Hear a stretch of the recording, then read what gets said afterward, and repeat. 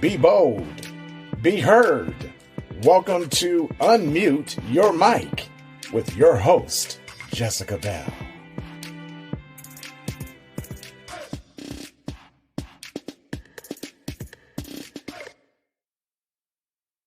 The views, information, or opinions expressed during the podcast are solely those of the individuals involved and do not necessarily represent those of Unmute Your Mic. Hello, everybody. Welcome to another episode of Unmute Your Mic.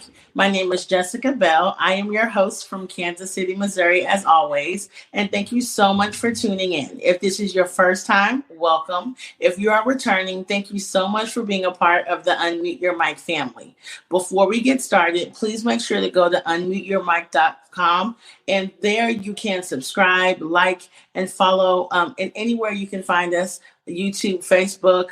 Please make sure to join us there. Omari, thank you so much for agreeing to be on my podcast. If you could introduce yourself and let us know a little bit about you. Okay, I'm still working on this part, the introductions. My name, Omari Ajanaku. Omari means the highest, close to God, mountaintop. Ah-Jah-Moo means he who fights for what he wants, and Ajanaku means free and wealthy people.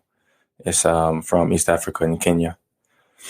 A little about me.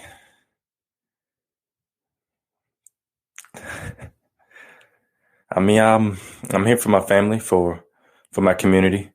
I made a decision a long time ago to commit to us, and that's what I stand on. That's what keeps me whole, and that's what keeps me pushing forward. And I think that's a clean way to sum it up. Okay, and so when you say you're here for your family or you're for your community, can you go a little bit more into detail about that? Okay. Like for example, even the shirt that I'm wearing, this is my family. This is myself. This is my wife Sharifa, my daughter Aiyanna, my son Bashiri, and then my daughter Israel. And so this is my purpose. The content I make, like for instance, my entertainment company, films, books, music. The content I make surrounds this narrative, surrounds the context. We have a film coming out, soundtrack, a poetry book as well. And the key topics that I'm addressing is communication and relationships, success and career development, and peer pressure and conflict resolution. And the intent behind it was, I thought to myself, if I died tomorrow, what would I leave behind to guide and to help navigate my children through the tumultuous situations they're going to face consistently.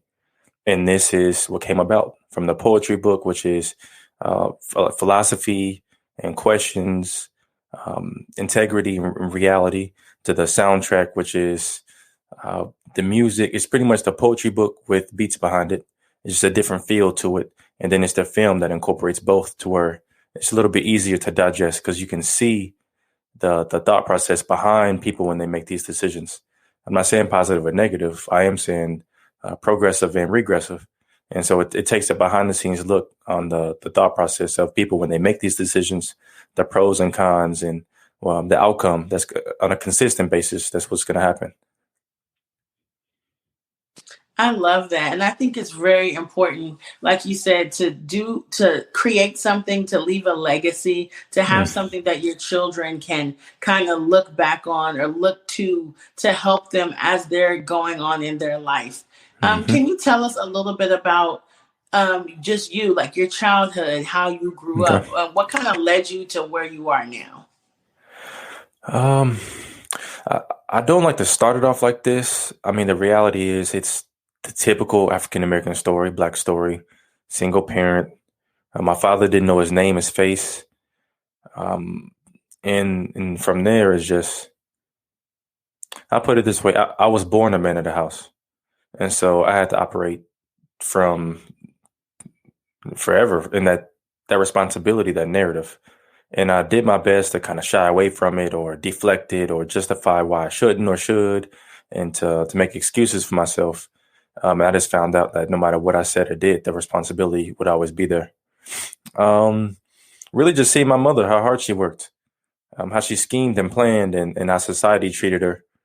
When, for instance, my uncle was in my life for a little while, at least on a consistent basis.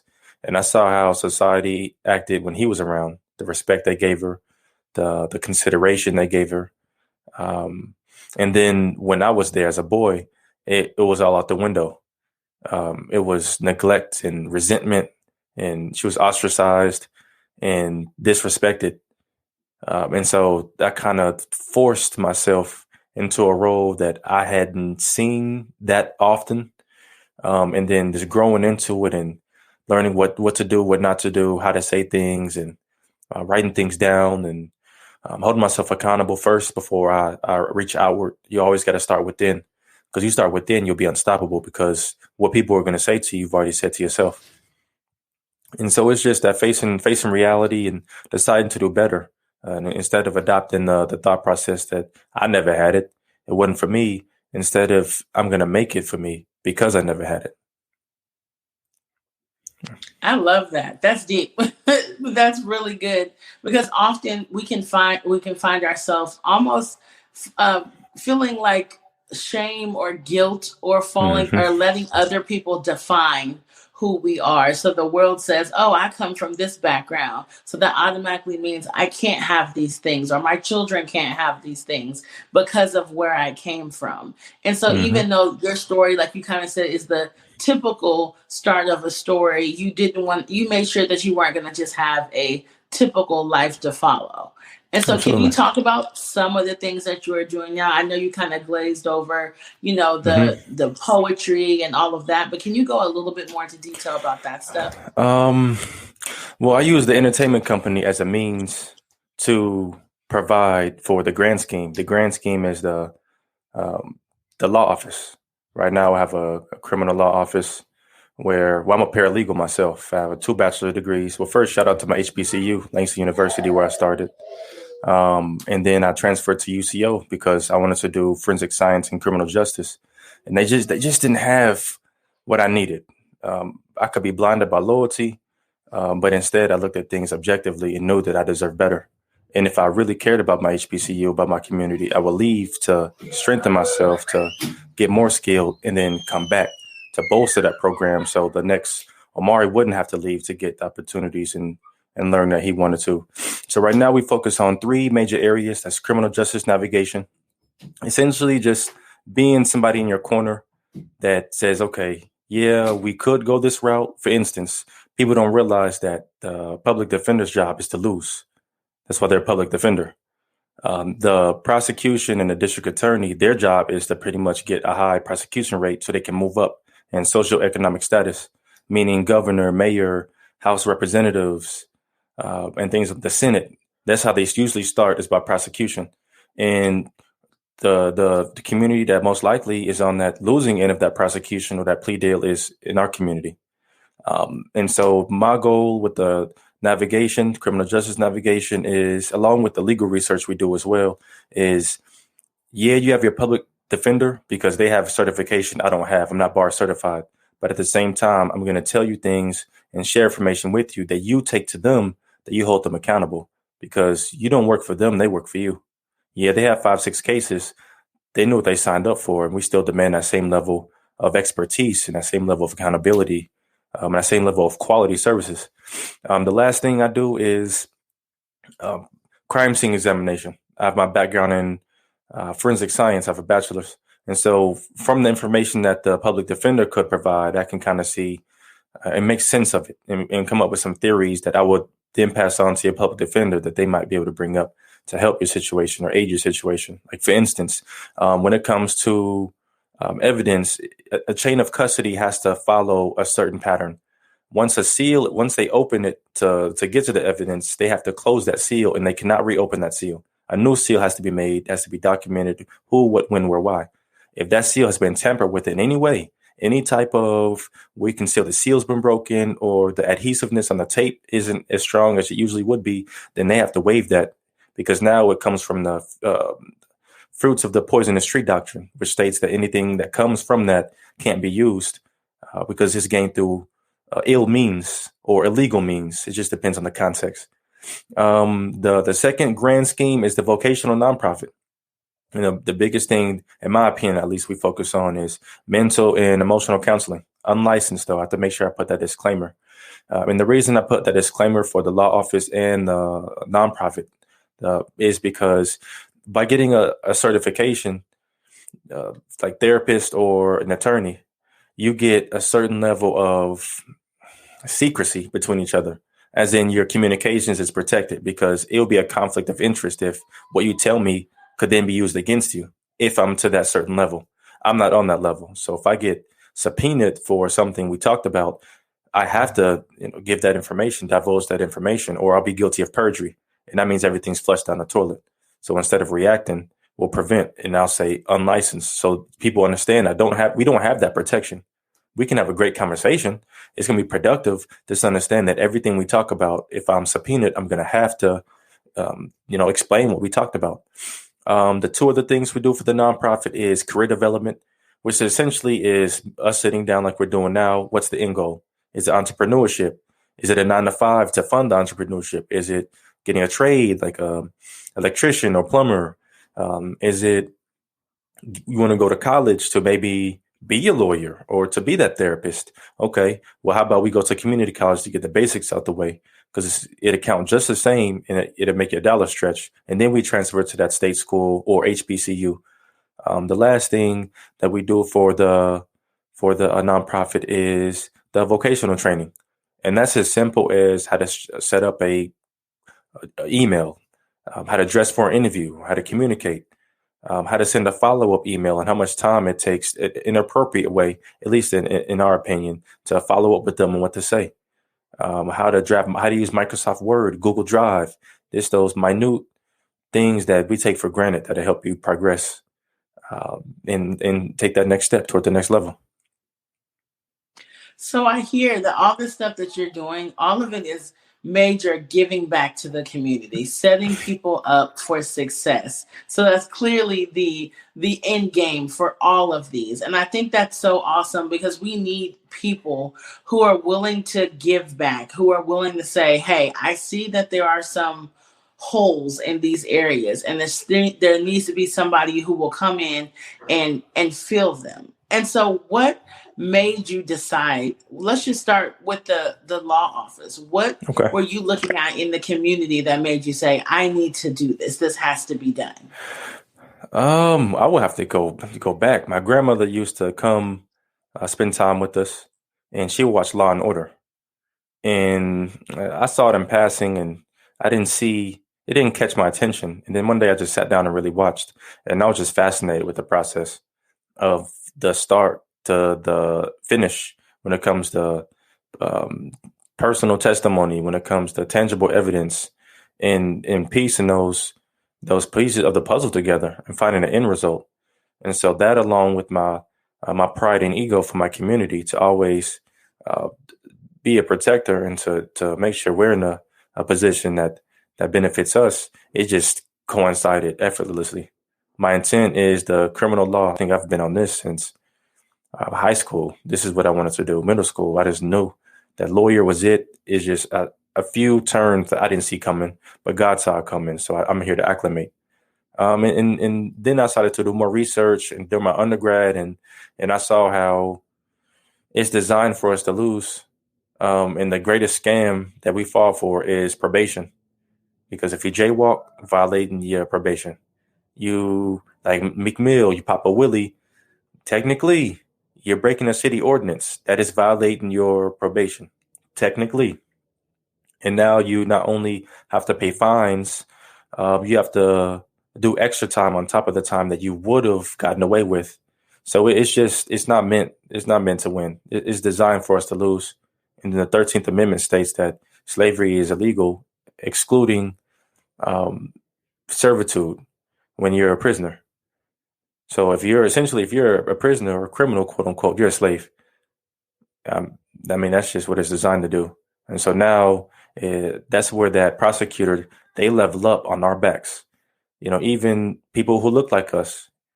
If you're a prosecutor, you work for the state. That's your job, is to prosecute. And so that's how they level up and gain more and more and build their resume, is on the backs and lives of our children and our families, causing dysfunction on a generational level. And that's where I step in. And what do you think are some things that we can start to do practically to kind of break some of those generational things? So like all of us are not going to have a law, a law office, and maybe we're not all even called to do that. So if somebody's listening who is like, okay, I can't do law, but what is something we could do in our everyday life to kind of start breaking some of these generational things that seem to keep kind of following us? Okay. The 3-step tier I go through is inform, prepare, prevent. The first thing I need people to understand is to stop talking. You get pulled over, you don't have to talk. You're not friends. They don't have your best interest. Their job is to seize people. They have a job to do, and they get funding cut if they're not meeting certain numbers. They have to meet numbers, and their numbers is to essentially feed the system, is to supply new livestock for the system, and that's you.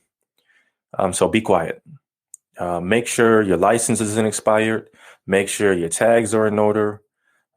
Make sure your insurance is the way it needs to be. And not if you get pulled over, when you get pulled over or make any interactions, don't say anything. Do you know I pulled you over? They'll probably come and say license registration. Okay. Why am I being pulled over right now? What's the probable cause you have? And when you start using certain terminology, they'll know that, oh, okay, I probably need to come correct. Because I personally don't have any issues because I know the type of language I need to use and I don't talk. They ask me how my day's going. I don't say a word. They ask me, well, you don't like talking, do you? And I look in their eyes and tell them, with all due respect, we have nothing to talk about. You have a job to do. I just need you to do it. And then from there, the conversation is over. And just being okay with that. And don't talk. Make sure your paperwork's in order. And then be careful what you surround yourself around. If you want to bump your music, that's fine too. Just know you're drawing a certain energy around you because that's the type of things they're looking for. That's called reasonable suspicion.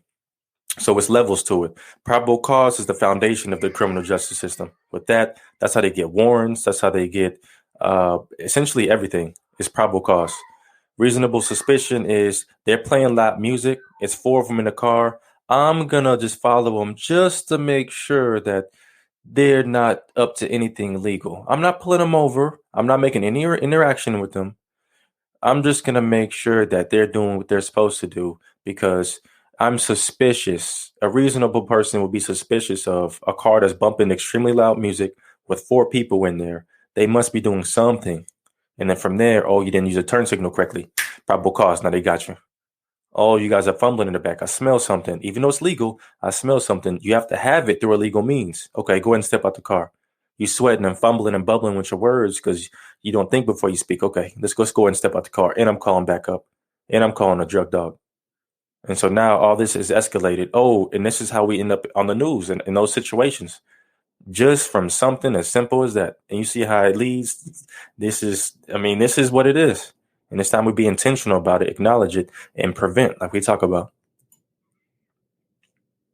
Wow, the way you broke that down was so good because it seems so little. Like on the outside looking in, it's like, oh, it's something so small, or it's just a routine check, or it's just But the way you, the way you broke it down to how it goes from you getting maybe just followed to getting pulled over to then getting out the car and whatever would follow then, and you can clearly see how it can go from something very small to we're protesting with the hashtag with somebody's name behind it, and it all started from something that small.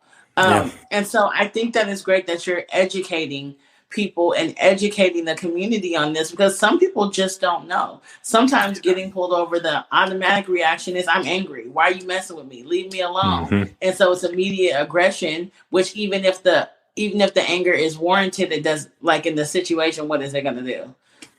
But in poorly. So thank you for breaking that down because I really, I think people need to hear that and know that there's ways that it can be handled. And like you said, using specific terms. Yeah. I think that when you said that, I was like, yeah, that's really good because they know that you know what you're talking about. You know your rights. You know what they can and they cannot do.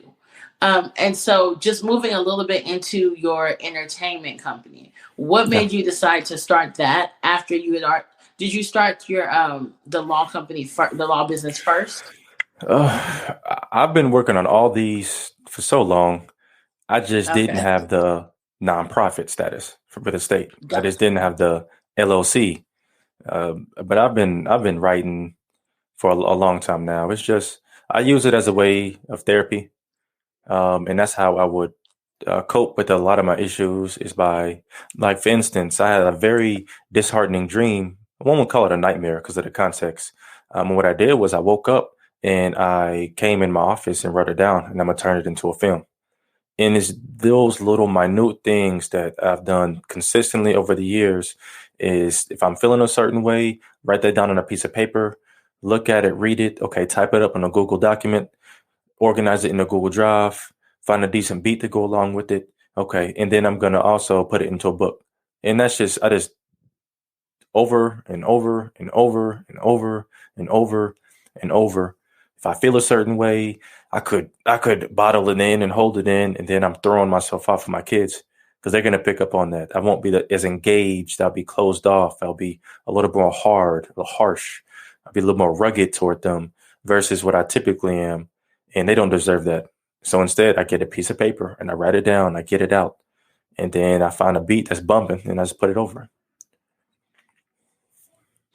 That's really cool. I like that too. So, how many movies or scripts or how much have you done? I know you said you've been doing it for a long time, but Hmm. and also where can people check out the stuff that you've done or the things that are Hmm. going to be coming out next? All right. On the website, everything is there. www.omariaa.com. omariaa.com. And everything's there, from the nonprofit to the even the podcast that I use to address political issues, like Black History Month, for example, or accountability when it comes to looking in the closet. What are you influencing? And I just took some time off from the podcast to focus on the film. Right now, this will be the first one I've released. Um, I got hit with the reality maybe a year or two ago. I was gonna push forward and I'm just gonna release it and put these things out. And I got hit with a reality check.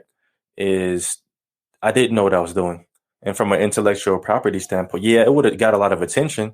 I didn't have a way to monetize it. I have nothing for sale. Intellectual property ownership. I owned the lyrics. I did not own my beats. And those publishing deals were going for 60%. And that's unacceptable. And so I had to stay, even the book. Yeah, I could push the book out. I didn't copyright it. So I had the passion and the skills. I just didn't have the knowledge and the experience. And now I have all of it.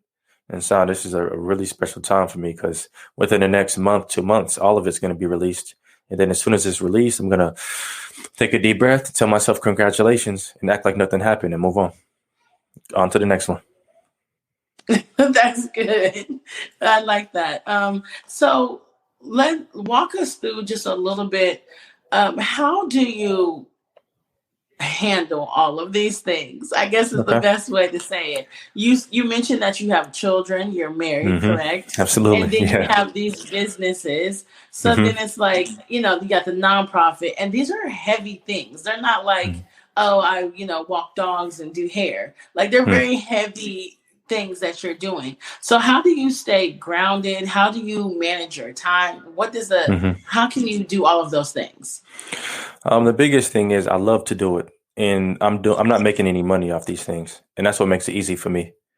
If I was stressed for the dollar, or if I had taken out loans to produce these things, now the pressure's on me, and I feel in an unnecessary way. Pressure is positive. It's healthy. In this instance, I don't think it will be healthy. I love to do these things. I've done it for free so long. I'm passionate about it. I love to do it. So it's easy sometimes to wake up at 5 a.m. and I could go back to sleep, or I can go in here and work on some curriculum that I'm gonna take eventually to a delinquency center or to a prison once a month for, and get them where they need to be. When it comes to educating them on the things we talked about, probable cause and the Bill of Rights of 1791, and it's just you have to love it.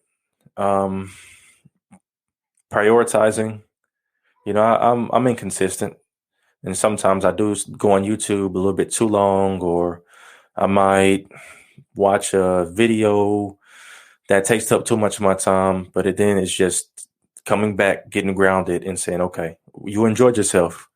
Did you enjoy it? Yeah, I did enjoy it. Okay, back to work. And just coming back to work. Okay, my kids, making sure they're situated, making sure they're fine. Okay, they're fine. All right, back to work.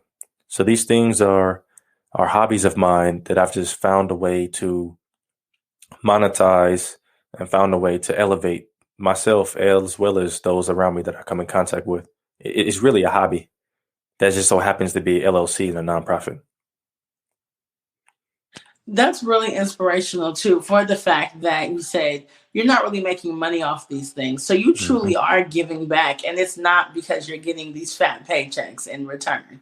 So it really does have to be something that you are passionate about and something that you feel, led and called to do. And so if you could just take a couple minutes and speak to somebody who's listening that maybe they have like these passions or these dreams, or they feel called to elevate themselves and do something greater with their lives, but they kind of feel stuck. How would you encourage them? The first thing I'd do is I would pull up a chair and I would tell them, come holler at me. Let me talk to you for a second. I would tell them, what's your purpose? Don't even answer it, because I don't want to answer. I want you to have the answer. Why are you here?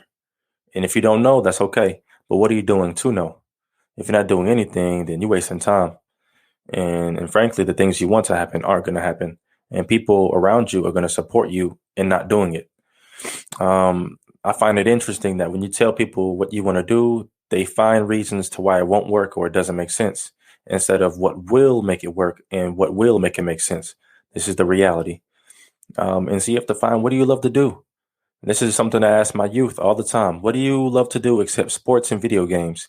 Because we use it as a cop-out because we don't want to do anything different or stray from the norm. What do you want to be, a basketball player? You know what? Basketball can take you a long way. I feel like you can do better. What else? Well, I was really thinking about marine biology. I said, why don't you start with that? That's incredible. An astrophysicist. I said, my goodness, why don't you start with that? And so it's just having that love for self and that priority that no one cares about you except you. They might care about your feelings. But when it comes to the reality, they really don't care about you, because if they did, they'll push you to do better. Like, you know what? I know you're going out on Friday nights, and that's cool. How's that helping you elevate, though?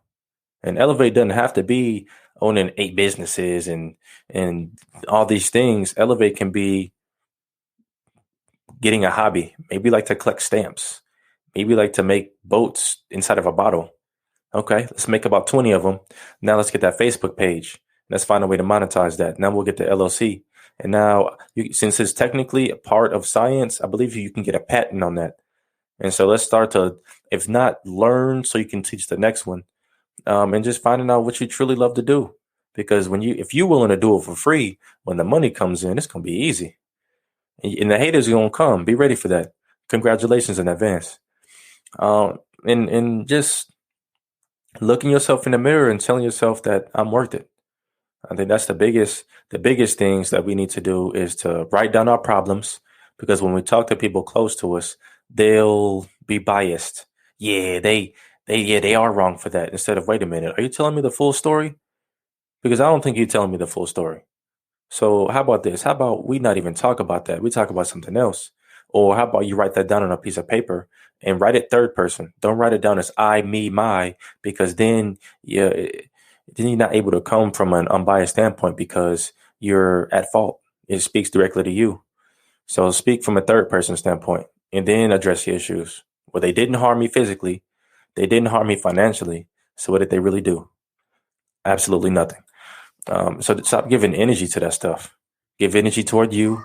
Give energy toward people that's helping you move forward, and set boundaries. That's actually on a different podcast. We talked about that, how we don't set boundaries. You don't like to gossip. Tell your friends you don't like to gossip, and be consistent. And eventually they'll stop bringing gossip your way. Let's say, for instance, you don't drink, you don't smoke, and people like to do that stuff. So if you hang out with them, tell them, look, while I'm here, I need you to refrain from that. Or tell me to wait 30 minutes and then I'll come after. Be consistent. Eventually that behavior won't happen around you. And so just setting up healthy boundaries for ourselves, being consistent and unwavering with it. You're going to hurt feelings. Feelings are like a leaf in the wind. They come and go so fast. Like even my kids, in the same breath, they'll cry and laugh in the same exact breath, and it'll fluctuate so fast. That tells me that if that's the core of a human being, the emotions are unreliable and unstable. Yeah, they feel okay.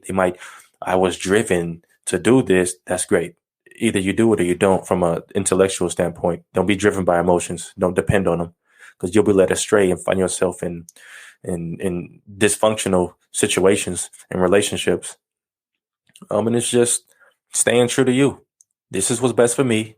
I'm writing it down on a piece of paper. I'm putting it, maybe write it with a dry erase marker on the mirror. I'm texting it to myself. I'm repeating it 1,000 times and keep building on it and keep being consistent, telling it. I heard a quote once that said, so as a man thinketh, so shall he be. And that's what we have to do. We've been thinking we're useless and have no worth, and athletes, criminal, or entertainers so long that that's what we've become without realizing it. So now we have to do the reverse. I'm incredible. I could be a scientist if I wanted to. I could be a mathematician. I can be an astrophysicist, a marine biologist. I can be a physician. I can be an entrepreneur. I can be a community activist. It depends on what I want to do. So now it's just time to reprogram ourselves and be consistent, because the next generation is watching us as an example. So you're going to lead them one way or another. Either it's going to be progressive or regressive, because there is no in between. We just got to just commit and be okay with making mistakes so you can teach the next generation. Well, what can I say after that?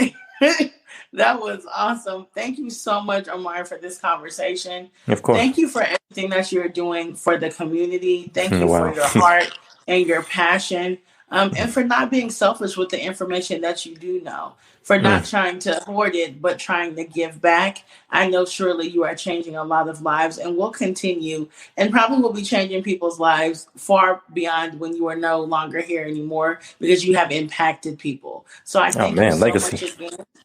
Yes, I thank you.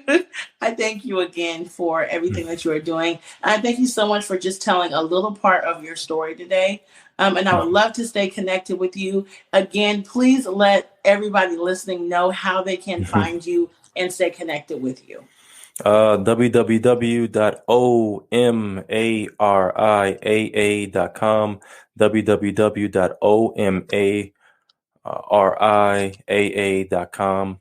When you get there, you'll see the vision, you'll see the spirit, you'll see the purpose, you'll see my passion with that Black Excellence Gallery. And from there, you'll see everything you need to see, especially the next generation. And I want to thank everybody for listening to another episode of Unmute Your Mic. If you go to unmuteyourmic.org, there I will put all of Omari's information. I will put more about him, his website, how to get connected with him. So that way you guys can stay following him and pay attention to what he's got coming down the pipeline. I thank everybody again for listening to another episode of Unmute Your Mic. Please make sure to like, subscribe, and follow on Facebook, YouTube, Instagram, Apple Podcasts, and anywhere you can find a podcast. And don't forget to be bold, be heard, and continue to unmute your mic. Thank you, Omari. Yeah, you're welcome. Thank you. Thank you for tuning in to Unmute Your Mic. Be sure to tune in next time when Jessica takes her mic off mute as she continues her journey to find stories that inspire and uplift our communities.